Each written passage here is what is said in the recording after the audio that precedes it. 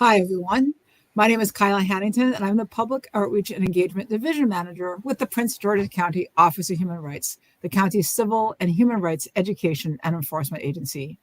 Our office investigates complaints of civil rights discrimination, combats human trafficking, ensures equitable language access to county government services, and builds programming to educate on civil rights and social justice, and to build community across the diverseness that is our county.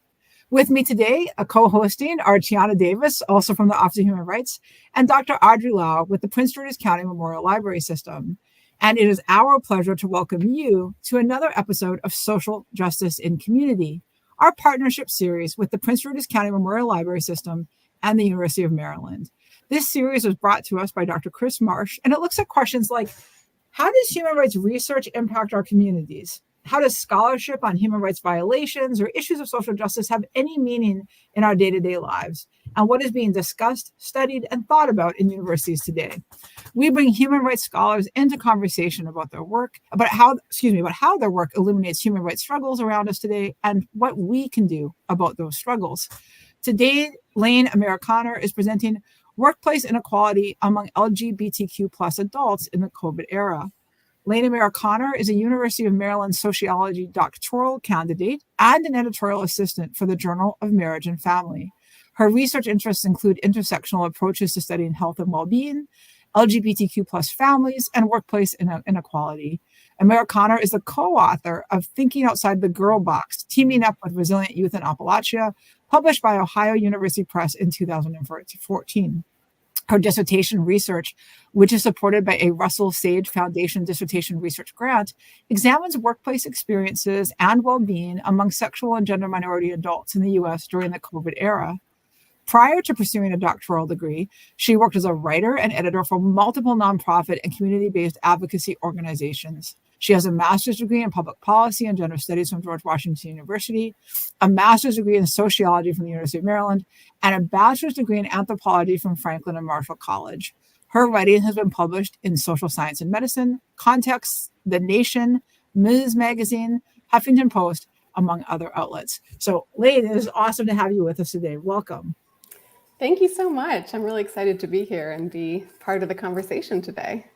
And thank you for that wonderful introduction. I will go ahead and jump into my presentation if that works. All right. All right, perfect. So as Kyla mentioned in the wonderful introduction, I'm going to be presenting on the topic of workplace inequality among LGBTQ plus adults in the COVID era. And I want to say before we get started that because this is a partnership with the library, I am just a huge fan of libraries. I spend a lot of time in libraries nowadays. I have a 4-year-old daughter, and we go to the library about once a week. So I'm very excited to be presenting the research and also to be here in partnership with the library. All right, so I will go ahead and dive into the presentation. Okay. So here's a preview of where we are going today in the presentation. So I'm going to start with a bit of a brief personal introduction of who I am to add on to the wonderful introduction that you've already heard. I'll just add a bit more detail of sort of how I got interested in this work. I'll go through a quick slide on defining some key terms that you might hear in the presentation in case any of those might be new to folks or unfamiliar to folks. I'll then provide a broad level overview or background about what we already know about work inequality among LGBTQ plus adults. Zoom in to provide a bit more specific context to set up the presentation of a study that I co-led on this topic with some other colleagues. I'll walk through that study presentation, going over things like the research questions, the data, the analysis, what we found, what we think it means. And then I'm going to provide a preview and some excerpts from a study that I'm currently working on a similar topic, and then open it up to discussion questions. So that is the plan for the presentation. So a little bit of an introduction of who I am. So as mentioned, I'm a doctoral student at the University of Maryland studying sociology. And my research interests are really centered on LGBTQ plus families, work and organizations, health and well-being, and social inequality more generally. And I think of myself as having both a personal and a professional interest in these topics, because on the personal side, I identify as bisexual or queer. So these topics are really close to my heart. And then on the professional side, this is the kind of work that I've been interested in for many years and that I hope to continue doing after I graduate from the doctoral program as well. Before I came to graduate school at University of Maryland, I worked for about 10 years here in the DC area doing communications work for a few different nonprofit organizations. My family is also here in the DC area, including my partner and my 4-year-old child, whose artwork is going to be featured on the last slide. So that's something to look forward to for later.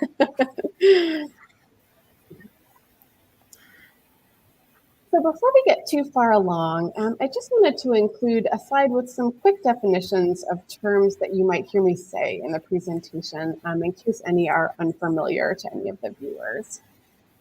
Folks are probably familiar with the term LGBTQ, which you saw in the title slide, but just in case, this is an umbrella term for people who are lesbian, gay, bisexual, transgender, queer, or have other minoritized sexual or gender identities. You'll also hear me say queer, and this is used as an umbrella term or shorthand for LGBTQ+. So I'm going to be using those interchangeably in the presentation. Cisgender, that first word on the slide here, and I promise most of my slides will not have this many words. I just wanted to put the definitions up there for anybody who finds it easier to read the words.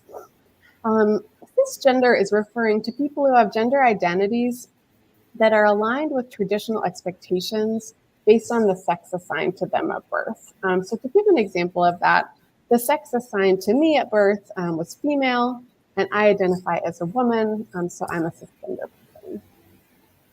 The next word up there, heterosexism, this is a word that's referring to prejudice against any non-heterosexual form of behavior, relationship, community, particularly the denigration of LGBTQ people. And whereas homophobia generally refers to an individual's fear or dread of LGBTQ individuals, heterosexism is denoting a wider system of beliefs, attitudes, and institutional structures that attach value to heterosexuality.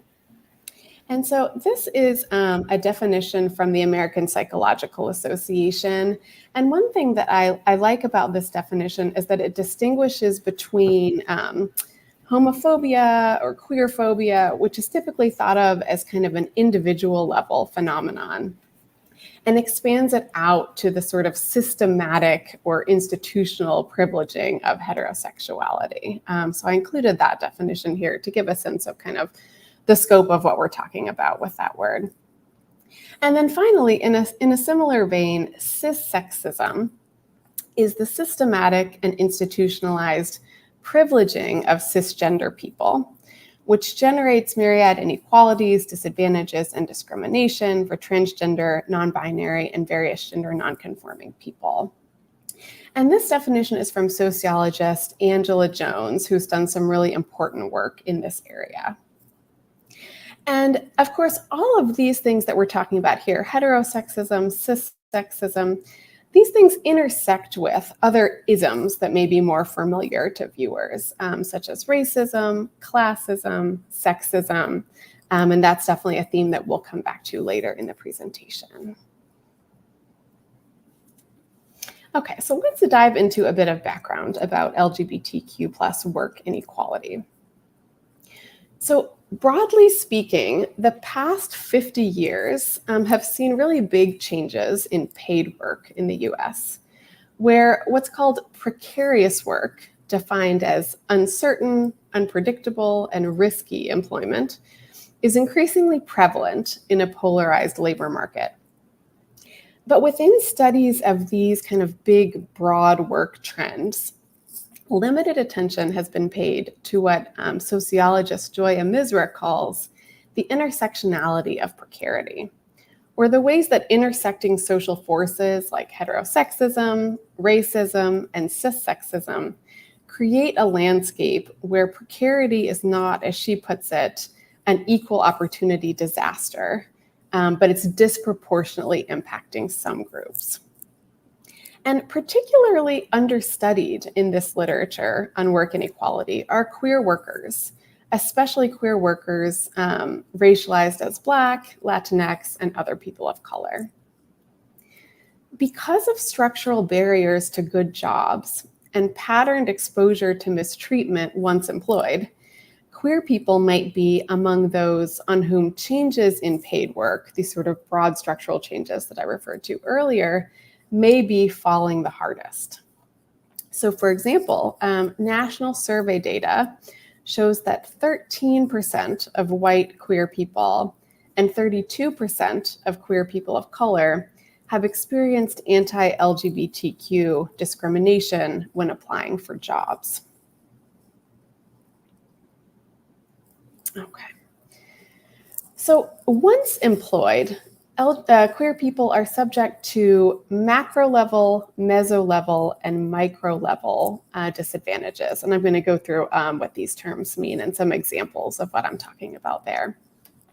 So macro level is the sort of really large scale stuff. So the economy as a whole, the labor market as a whole, that's what we're sort of talking about with the macro level. These macro level disadvantages are things like queer workers facing wage disparities and occupational segregation. So for example, LGBTQ people are overrepresented in some low wage precarious jobs, for example, restaurant work. At the meso level, and this term is referring to what's going on kind of at the organization level, at the company level. So you can think of things like company policies, for example. At the meso level, organizational structures and practices can create or reproduce inequality. So for example, workplace policies are often implicitly shaped by ideas about family that privilege heterosexual cisgender families. Another example is when companies don't have transgender inclusive benefits. So these are examples of the sort of meso level or organizational level inequalities. And then finally at the micro level, which is referring to kind of individual or interpersonal level, queer workers are often subject to workplace harassment or microaggressions. And these experiences are shaped not only by heterosexism and cissexism, but also by racism and other intersecting sources of inequality. So I'll just walk through one example. Excuse me. Sociologist Kristen Schultz did a study of the work experiences of 80 transgender men and found differences in work experiences across race. So while white trans men in her study frequently gained authority or social opportunities at work as, quote, one of the guys, as she put it, Black, Latinx, and Asian trans men were less likely to experience workplace gains, with some participants describing a shift from being subjected to one set of stereotypes at work to another set of stereotypes at work. So that's the kind of broad background that I'm hoping we can keep in mind as we dive into a specific study that's kind of within this general topic that I worked on with some colleagues. And I've included the title of the slide here. It was called Blurred Border or Safe Harbor: Emotional Well-Being Among Sexual and Gender Minority Adults Working from Home During COVID-19. And I want to acknowledge my colleagues who are listed up here who worked with me on this study. It was recently published in the journal Social Science and Medicine. And it was included in a couple of articles and blog posts that I also show here. And I'm happy to send the links to those later. So I'll spend most of the rest of the presentation sort of walking through the specifics of this study, talking about what we did and what we found, and then starting with some more specific background of the motivation for our study. So the background I already presented, I'm hoping we can think of as the kind of broader backdrop, and then now I'll tell you some of the more specific research that led us to do this particular study. Okay, so we know that COVID has taken a toll on well-being across the board very broadly. And because of structural vulnerabilities, LGBTQ plus folks are among those who have been particularly at risk. But the role of paid work in influencing well-being during the pandemic has not been fully examined. Broadly speaking, research shows that worse job conditions are associated with worse well-being outcomes. And a smaller number of studies have looked at what's called experienced well-being, or particular emotions experienced during work activities, which tend to be more negative emotions.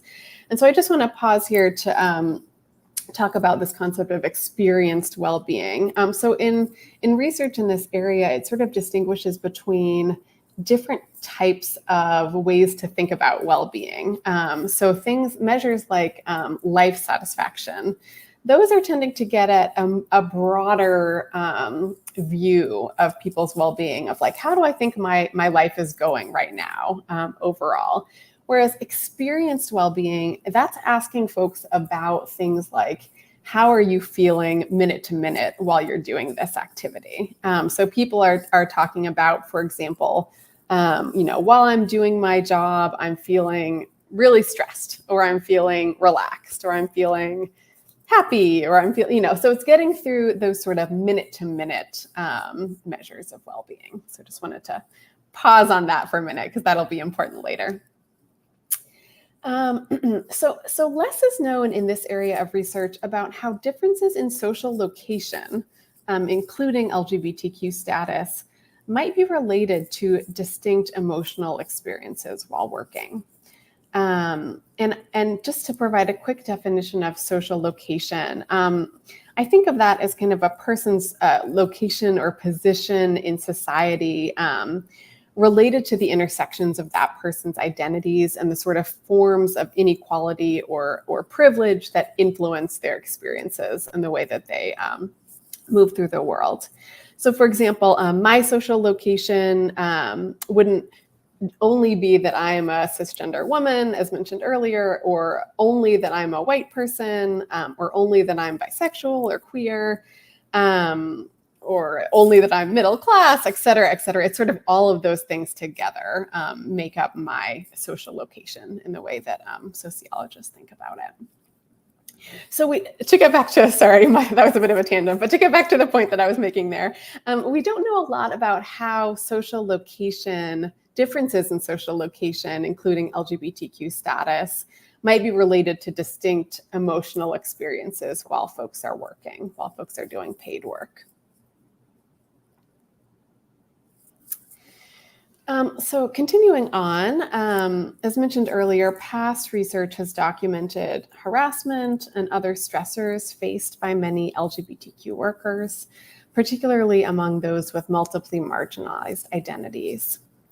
And although mistreatment can take the form of overt hostility or employment discrimination, it can also present as a systemic informal degradations of everyday work life. We know, for example, that microaggressions at work diminish well-being, impact coworker relationships, and harm daily mood. And this type of strain has been conceptualized as one form of what's called minority stress, or the ongoing additional socially based stress that people with marginalized statuses and identities are subject to in their daily lives. And in response to this, some LGBTQ workers use strategies to try to sort of minimize exposure to mistreatment at work. And so an example of this is avoiding mentioning family members in workplace conversations, for example, as sort of a strategy to say, maybe this will help minimize my exposure to that kind of interpersonal mistreatment at work. And then one final relevant body of research on this topic has looked at the relationship between work location and well-being. And this is kind of an emerging area of research that I think is probably going to get a lot more attention given the realities of the changes in the work world in the wake of the COVID pandemic. So one recent pre-COVID study found a negative overall association between working from home and well-being. And another recent study found the reverse. So this is kind of still an ongoing area of study. And COVID, as we know, really changed the nature of remote work in important ways.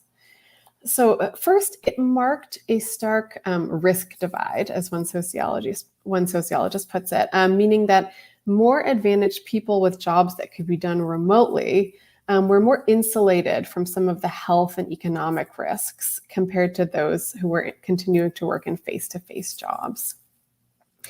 In addition, the closure of schools and daycare centers shaped parents' remote work experiences, particularly in the early pandemic. As mentioned earlier, I have a 4-year-old child who was 8 or 9 months, something in that range, when the pandemic started. So I definitely know the challenges of working from home while taking care of a child pretty intimately. So studies that have focused on well-being levels overall could be masking a lot of very different experiences across different social locations. So thinking about these sort of different bodies of research together brings us to kind of our specific study question and what our expectations were going into it. So thinking about these together, one could reasonably expect working from home during COVID to be associated with either greater or lower well-being among LGBTQ workers. And let me unpack that a little bit. So on the one hand, greater reliance on technologies like Zoom and the potential for increased visibility of family members could be linked to reduced well-being. So someone who has worked as one of those strategies that I mentioned earlier, someone who's worked to kind of maintain a clear border between work life and family life, particularly within an unsupportive work climate, might experience working from home where, for example, a partner or a child could be visible behind them during work meetings. That could be experienced as detrimental to well-being. On the other hand, working from home also means fewer opportunities for those kind of informal interactions with coworkers, which could plausibly be linked to increased well-being if it provides kind of a safe harbor where workers are more insulated from, for example, microaggressions related to gender identity, sexual orientation, race, and other statuses and identities. So when we were thinking about this research topic, we thought, this could really be working in either direction or in both in some cases. In addition, LGBTQ people are disproportionately represented in occupations highly impacted by COVID, like restaurants and healthcare, that tend to require in-person work. LGBTQ people working in person could find that pandemic-related stressors compound or exacerbate already existing work strains. So to kind of examine these topics, we explored the following research questions. So the first was, do LGBTQ plus workers experience better or worse emotional well-being when working from home as compared to working at workplaces during the pandemic? Excuse me. How does the association between emotional experience and location of work vary for LGBTQ plus and non-LGBTQ plus adults? And then finally, what factors like socioeconomic status, work characteristics, or family characteristics might help account for any different associations between work, location, and well-being across LGBTQ status? So we studied these questions using data from a data source that was called Assessing the Social Consequences of COVID, ASCC for short. And this was an online survey that collected information about US adults' behaviors and attitudes at multiple times through the COVID pandemic. So in waves 2, 3, and 4, and I've listed the dates up there. So these were collected in 2020 and 2021. Respondents recorded their series of daily activities and also their emotions while they were doing each activity in what's called online time diaries. And I don't know if folks have ever taken a survey to fill out a time diary, but I'll just paint a picture of what that looks like. So in a time diary, you are saying throughout your day, at each time block, what activity were you doing? So you might say, okay, from 8 to 8:30, I was eating breakfast. So you go through the whole day and you put what activity you were doing at what time. And then for each activity, there's a series of follow-up questions. So it says, okay, you were eating breakfast. How were you feeling while you were eating breakfast? And then you'll rate, how stressed was I? How tired was I? How happy was I? How meaningful was this activity? So that's what I mean when I say folks filled out a time diary. And so because the focus of this paper is on activities in the time diary where respondents say, from this time to this time, I was doing paid work, we limit it to just looking at those activities. And we limit it also to folks who report that they were working on the time diary day. And I put the sample size on there. It was about 3,500 folks who filled out this diary.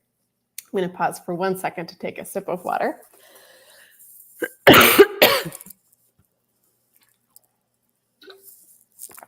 Okay. So to do the analysis, we used a number of variables from the data set. And the main one that we looked at was respondents' self-reported emotions when doing paid work.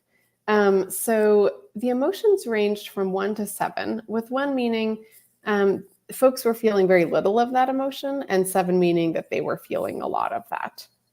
And in particularly, we focused on folks' feelings of stress, tiredness, and how meaningful they felt that activity was. Another item from the survey we looked at was self-reported sexual orientation and gender identity. And in the study, LGBTQ refers to anyone who indicated a non-heterosexual sexual orientation, as well as gender minority individuals, for example, folks who identify as transgender or non-binary. Other variables we used were work location during each activity. So whether a respondent was working in the workplace or working remotely from home. And a small number of folks were doing paid work in a place that was somewhere other than home or work. So for example, some folks would say, I was working in a coffee shop or I was working at a friend's house. The sample size for that was too small. Most people reported either working from home or working on site in person at a workplace. So we did not report results for the folks who were working in places like a coffee shop.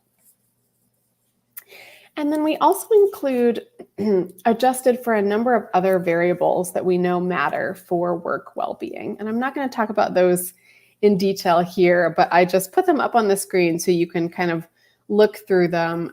These were things that we also adjusted for in the analysis.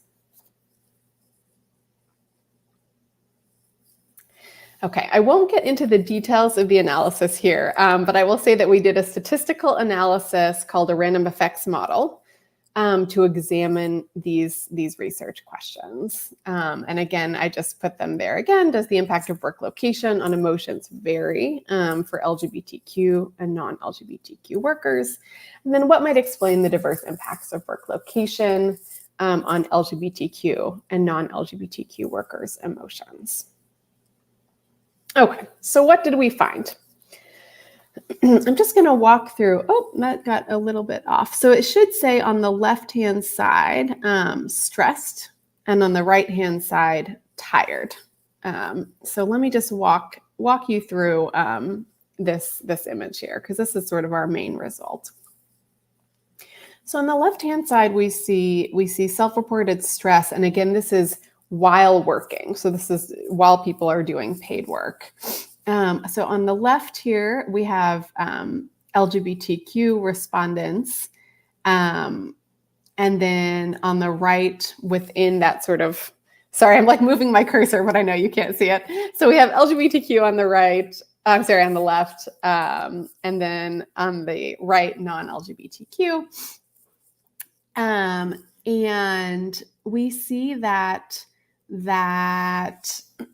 for stress, both LGBTQ and non-LGBTQ workers report higher stress when working at a workplace than when working from home. So that lighter gray is working from home, and that darker line is working at a workplace.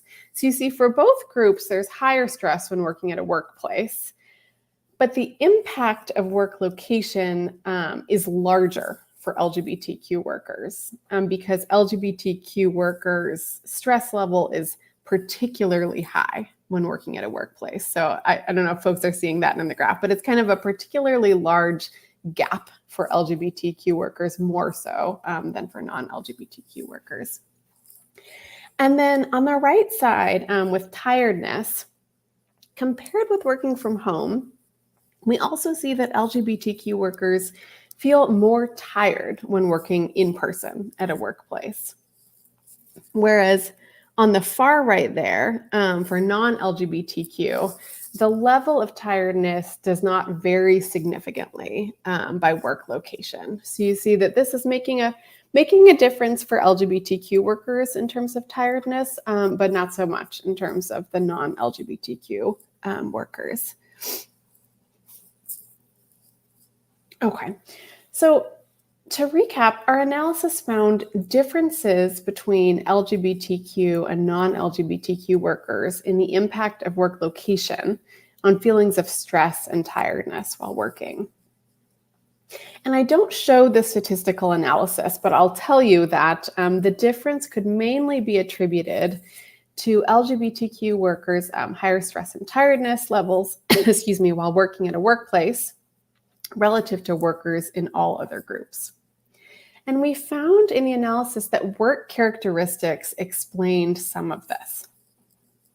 For example, when working at a workplace, the duration of work episodes was slightly longer for LGBTQ workers, whereas when working from home, the opposite was true. It's possible that LGBTQ workers who have to work in person during COVID tend to be in positions with more rigid schedules, with less control over their pace of work. And that would be consistent with data showing that LGBTQ people are disproportionately represented in service industry positions, as I mentioned earlier, where they may not be able to easily take a break when they feel tired or stressed. And in addition, for LGBTQ employees working in a workplace, experiencing increased COVID-related stressors, so for example, challenging customer interactions related to masking, for example, on top of ongoing workplace minority stressors, might contribute to the disparities in experienced well-being that we're seeing. Okay, I'm gonna move a bit faster because I'm keeping an eye on the time here and I want to keep time for questions. So a few quick limitations.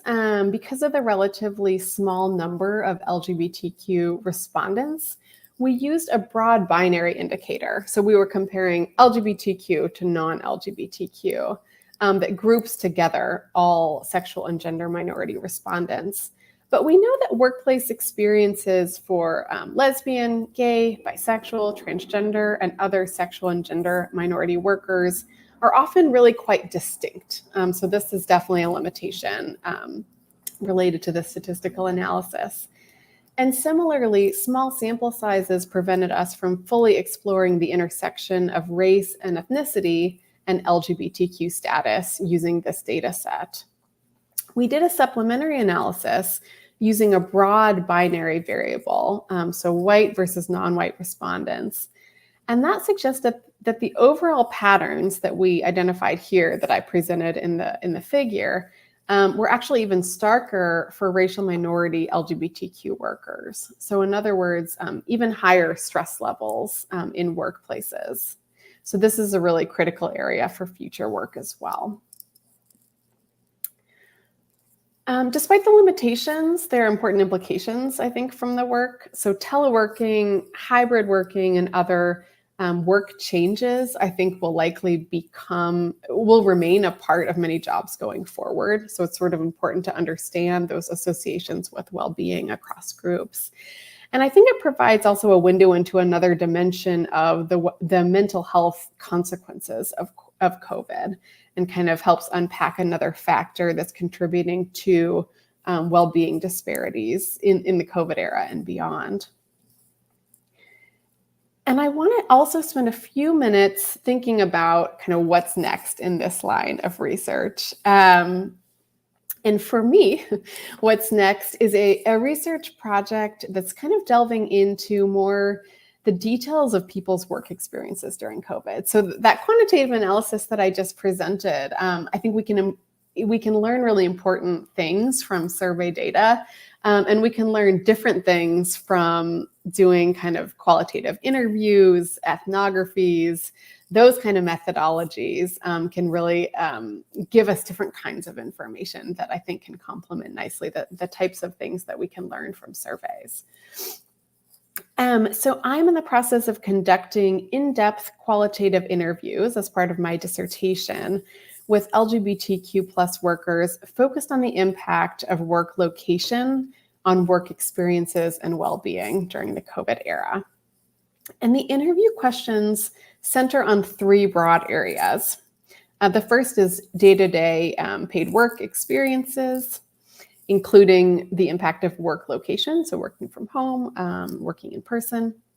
The second is work climate and any potential workplace mistreatment. And the third is perceptions of work-related factors related to their own well-being. Interviews are being conducted over Zoom. And as I mentioned, I'm kind of currently in the middle of interviewing folks for that project. So it's too soon for me to present any findings or overall analysis from that. But I did want to include a couple of excerpts here, interview excerpts, to just provide examples of some of the early interview data. So I've included two excerpts on my final slides, both of which focus on the role of work location in shaping experiences during the pandemic, work experiences during the pandemic. Okay, and I also want to say that all names are pseudonyms. So Jen is an Asian American queer woman in her 30s doing an office job. And she worked from home for a long time in the early pandemic. So Jen said during our interview, "I really think it comes down to exposure to people. One of the difficulties, of course, with the pandemic is that you didn't just casually bump into people on your way to the restroom or to the office fridge. And that was definitely a sad thing because you lose those, I guess, weak but friendly social connections. But you also reduce the likelihood of, to be blunt, running into a creeper, right? You know, I would say with the pandemic as well, because it was all online, it was like you had to schedule time to talk to people. And that kind of also reduced the amount of those kind of casual microaggressions or outright sexual harassment. Because people were usually reaching out to you and saying, here's what we want to discuss. Or you're reaching out to people and saying, here's the topic of discussion, because it was all very scheduled. So overall, Jen described remote work as protective against harassment, microaggressions, and interacting with creepers, as she put it. In contrast, Jen described later in the interview being sexually harassed on her first week back to in-person work.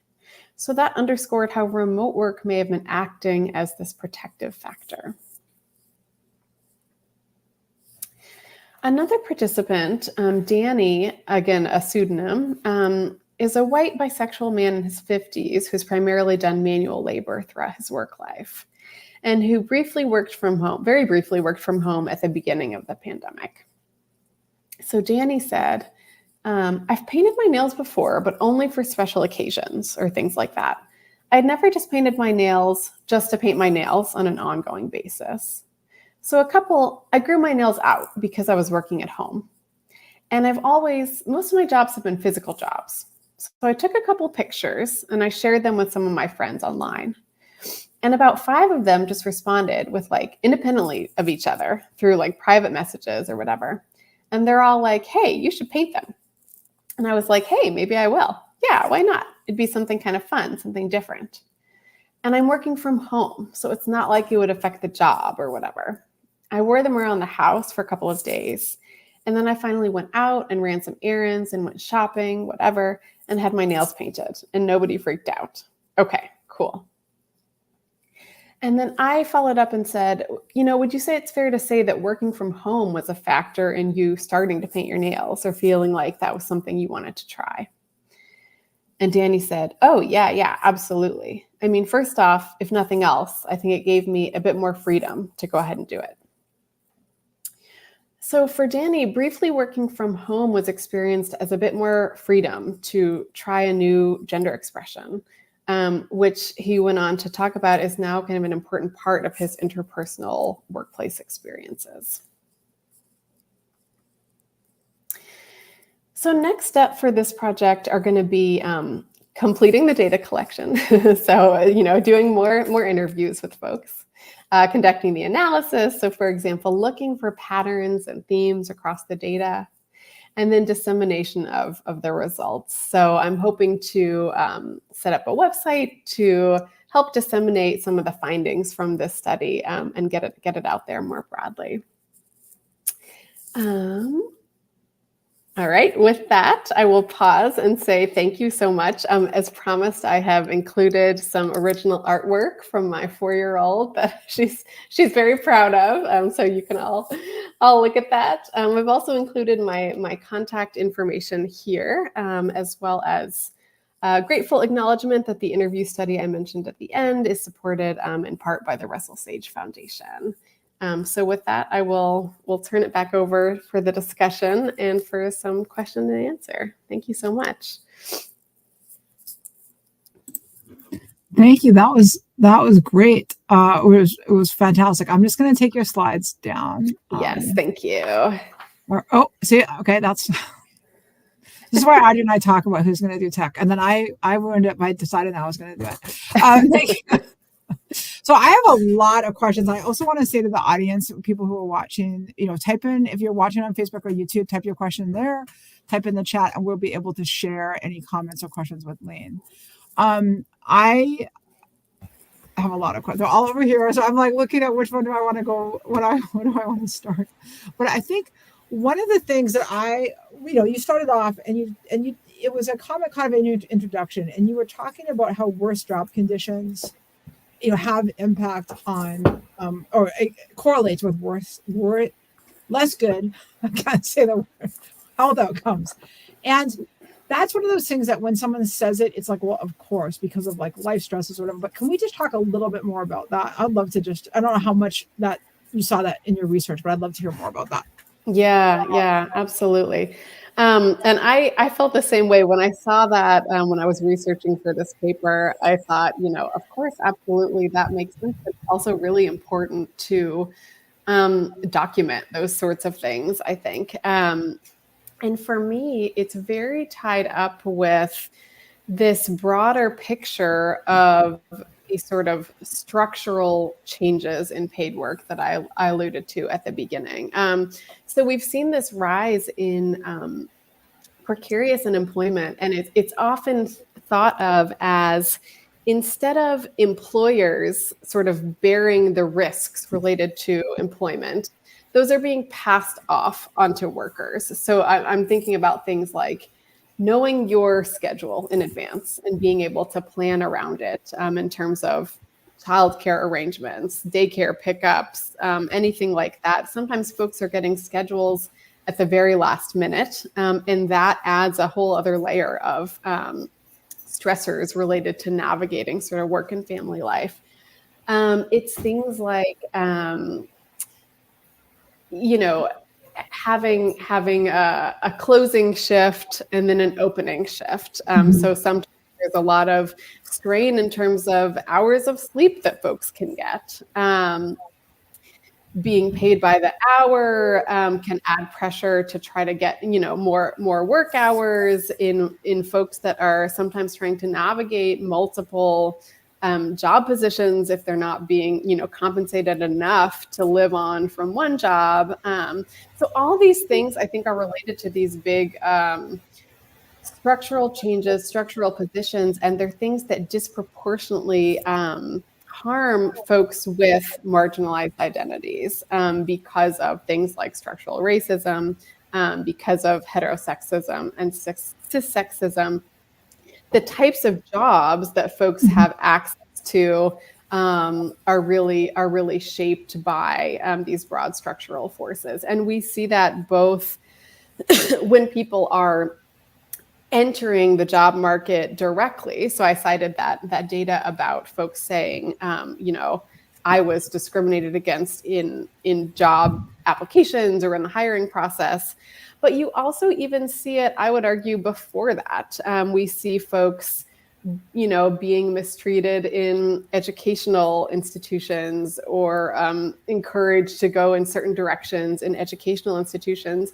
And then those things have ramifications for jobs later. A big issue with LGBTQ youth as well. If folks are, pushed out of their households, for example, these things have huge economic impacts, have huge impacts for education and then jobs down the line. So I think it's all, sorry, this is kind of a tangent, but I think it's really tied into these broad structural forces that then shape the kind of access to either what are, this is too basic of a binary, but what are typically called like good jobs versus bad jobs. I know it's more complicated than that, but sort of looking at who has access to those good jobs that tend to be also tend to be a bit less stressful in some ways. So. Thank you very much. Thank you. Yeah. Adriana, I got a lot, but I want to hand it over. How far reaching is your research? Like, is it on a national level or? Great question. So it depends which part of the research. So the quantitative survey that I presented at the time used data that was national, and it was pretty large scale. It was about 3,500 folks across the country. And I'm drawing from that same sample for the interviews. So it's kind of a subset of people who took that online survey are then completing the interviews. But it's a much smaller sample. And I'm also intentionally, it's called purposive sampling. So I'm intentionally trying to talk to folks across different characteristics on a number of axes. So I'm intentionally trying to create a racially and ethnically diverse sample. I'm trying to create an occupationally diverse sample. So I'm trying to make sure that I talk to folks who are both in these kind of more white collar office jobs that tend to be more centered in the literature about workplace experiences. And also talking, excuse me, to folks who are doing gig work, who are doing some of these more precarious jobs, who are doing manual labor, who are doing, I'm so sorry about my cough, I'm recovering from a cold. I've talked to folks who are doing janitorial work. So trying to get the sort of full range of experiences to bring those to light, because I think that having that data to inform how we're thinking about workplace inequality, how it might look different in the wake of these changes that have happened in the COVID era, and then also how we can kind of best support people in the workplace. I think we need to have really robust data that's talking as broadly as possible, and kind of trying to incorporate as many experiences as possible. I really feel that a lot of what you talk about, just in terms of across the board, our library system during the pandemic had just about every type of person you could have, and trying to figure out remote work for everyone, make it equitable, make it, and in a lot of cases there, school and computer access, it was very apparent. And it was something that we all talked about, the people who were on camera and who weren't on camera, and how that made other people feel. And, it really came down to being really understanding at a point.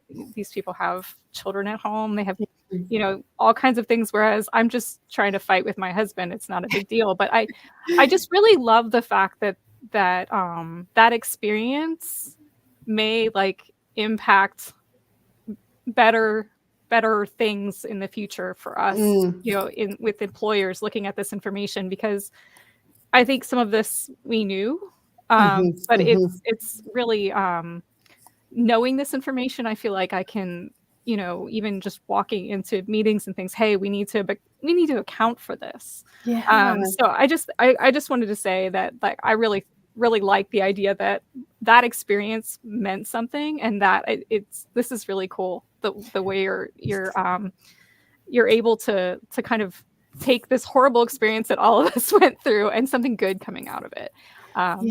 Thank you for that. Yeah, it's really interesting, because folks have asked, I think often when people are thinking about the future of work and thinking about remote work policies and return to work policies and that sort of thing, it's often done with this with a focus on ideas about productivity and things like that, and less with an eye on things like equitable outcomes, worker well-being, and how this might not be it certainly isn't, according to the research, a one-size-fits-all experience for people. That for some folks, having employees or coworkers kind of seeing their home, being kind of in their home virtually, that can be a really different experience, depending on kind of your positionality and your job and a lot of other factors. So yeah, I appreciate that comment. Were you really surprised at some of these numbers at all? Did they, when you were looking at them, did you think, this was really surprising? Did it shock you? I can't say it did, honestly. I think that just because of the literature about these kind of additional stressors that folks with marginalized identities are often facing in the workplace, I think it was sort of, for the most part, kind of in line with what I was expecting. I will say in the qualitative research that I'm doing now, there have been some things that I wasn't, I don't know if surprised is the right word, but just have been really interesting to hear about, that I wasn't sort of anticipating hearing about. So the example that I presented of the participant who started painting his nails when he was working from home, and then that became this important part of his kind of gender expression and his experiences, and a way to, you didn't see it in that quote, but from talking to him later in the interview, a way to sort of connect with other queer workers at his workplace as kind of a point of conversation, a point of connection. That's an aspect of it that I had not been thinking about before I started these interviews. And I'm excited to talk to more folks and sort of learn about how this might be looking different for different folks. I was really interested in something that you just said regarding working from home and meetings, because we've been doing this for 4 years. And when I'm doing meetings with people and their camera is off, I'm like, wait, we can't go to a meeting in person with a bag on your head, right? You have to be I associate it with professionalism. I do. Yeah. And the other thing is that I also, when I'm working with outside agencies, and I'll just remember like the person whose face I can see, I'll remember their name more. And I'm not like, that's not something that I'm like deliberately trying to do. I just know that I'm like, oh, I remember I talked to so-and-so, let's connect with them. But there was maybe 3, black squares in the meeting, and I just don't remember. I can't remember the name. I don't remember what they contributed. So this is a real thing that I see in myself. And just now when you were talking about, I can't believe we're 4 years in and I'm having this moment, but I am having this moment, which is the idea of like what it means to invite somebody into your home. And I don't even mean from a heteronormative perspective, although that is certainly very valid. But like just before this, I had a meeting that went from 1 till 2, and we all know that I had to leave that meeting early to come to this event, which was fine. And it was with the state of Maryland, a bunch of high level, it was wonderful people. They were very smart. And as I was leaving, they said, Kyle, do you have anything to say before you need to leave? And I said, whatever I said. And then somebody said, say hi to your cat for me, which was fine. I had never met this person before. And I realized, because she's gone now, but I had a cat over there. Right. And so I am in this space, meeting people for the first time. It's a professional space. And I wasn't offended by that. But this idea that someone's seeing your personal life so up close. And I really think that's something for us to think about. Again, for me, it's not like in a leadership position, but just in terms of like, how am I connecting with the people who have the black squares versus the people whose face I see?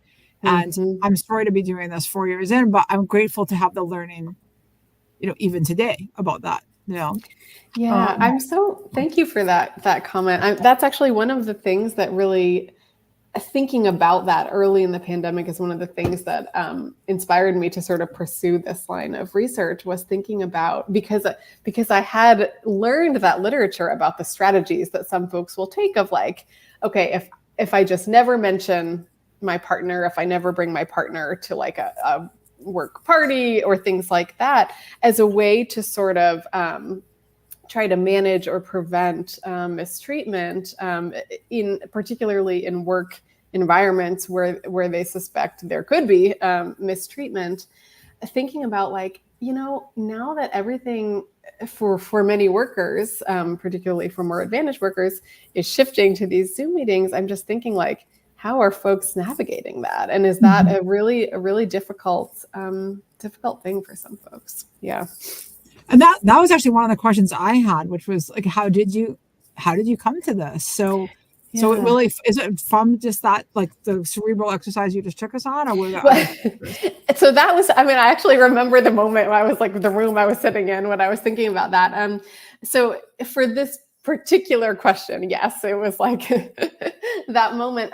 But I think the broader question of just my relationship to this topic and interest in this topic is certainly a much more longstanding interest for me, starting from when I was very young.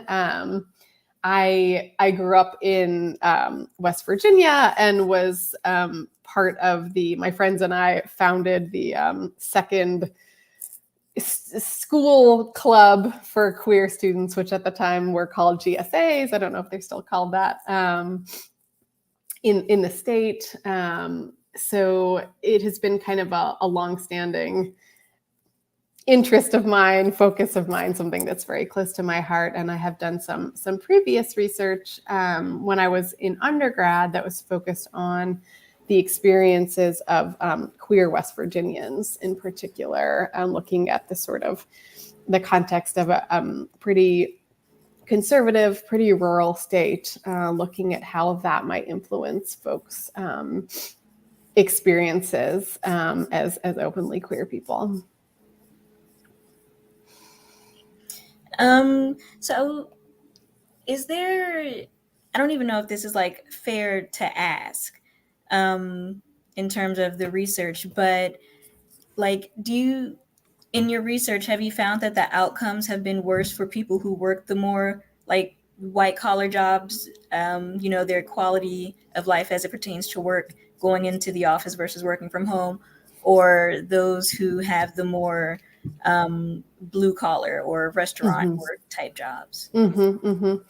That's such a good question. Yeah, that is one of the big things that I want to look at in the interview data, and sort of why I was trying to be kind of intentional about getting a range of folks across occupation in my sample, because I have a hunch about that, but I don't know yet because I'm still kind of collecting data. So let me get back to you on that question after the study is done.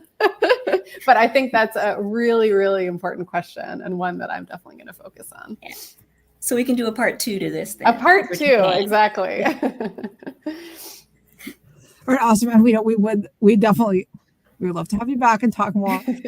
We are out of time, unfortunately. I always hate this part because there's always I have many more questions written down. I'm sure this is true for Audrey and Tiana too, as well as some of our viewers. But I do just want to take a quick moment and thank everybody who joined us, who's watching, all of you at home. Thank you so much, or at work. Thank you so much for being with us. You are why we do what we do. And we love the fact that you're taking some time out of your afternoon to be with us today. So thank you. Thank you. I put in the chat, there's a link to Lane's UMD webpage, also her email, which is lamerike@umd.edu. Oh, and put it up here. That was on the slide. Oh, is that wrong? Yeah, sorry. A, yes. Okay. All right. So we've got that. Is that right? Yes, that's perfect. Okay. That's the right one. Okay, so there you go. So if you have questions or you want to make contact with Lane, you can do so there. We also invite you to reach out to us with the Office of Human Rights. You can visit our website at civilrights.mypgc.us and see what we've got going on, learn what we do. And of course, visit our friends, the library at pgcmls.info.